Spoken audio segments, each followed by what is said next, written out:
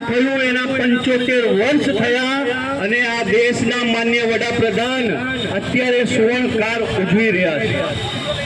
તો આ બધા આપણે બેઠા છીએ, એમને આપણે એક આહ્વાન સાથે કહેવાનું છે કે સાહેબ 2016 ની અંદર જે ઉનાકાંડ થયો હતો અને હાલ 2025 ચાલે છે, 2016 થી લઈને 2025 સુધીના એનસીઆરટી ના ડેટા તમે જોઈ લો સાહેબ। નેશનલ ક્રાઇમ બ્યુરોના સૌથી વધુ અત્યાચારો દલિતો ઉપર થયા છે, સૌથી વધુ અત્યાચારો સાહેબ। 5 મિનિટે આ દેશ ઉપર દલિતો ઉપર અત્યાચાર થાય છે અને આ અત્યાચાર આ દેશના દરેક રાજ્યોમાં થાય છે, એવું નથી કે ગુજરાતમાં જ થાય છે।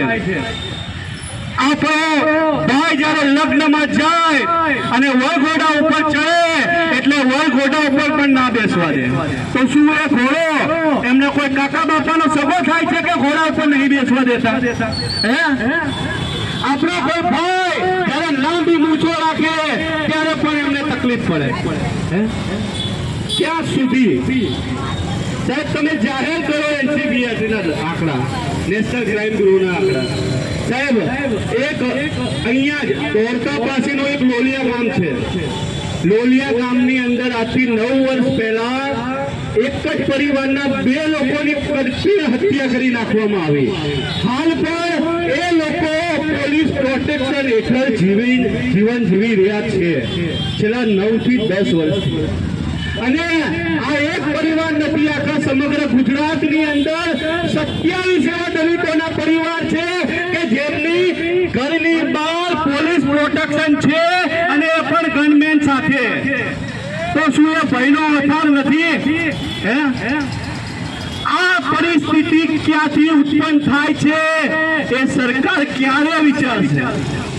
દલિતો ઉપરના અત્યાચારો ક્યારે બંધ થશે? જ્યારે નિલેશની હત્યા થઈ ત્યારે 16 તારીખે જે પણ એ પછી વિડીયો બહાર આવ્યો, 16 પછી 25 તારીખના રોજ જે વિડીયો બહાર આવ્યો, તો સાહેબ એ 99.99% દલિતો ઉપર અત્યાચારની અંદર તમે ગુજરાતની અંદર જોઈ લો એટ્રોસિટીની ઘટનાઓ સાહેબ।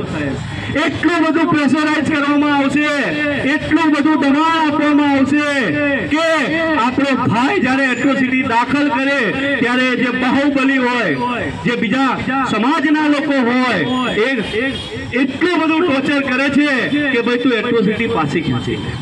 કેમ ભાઈ? ન્યાય મેળવવાનો હક દલિતોને નથી?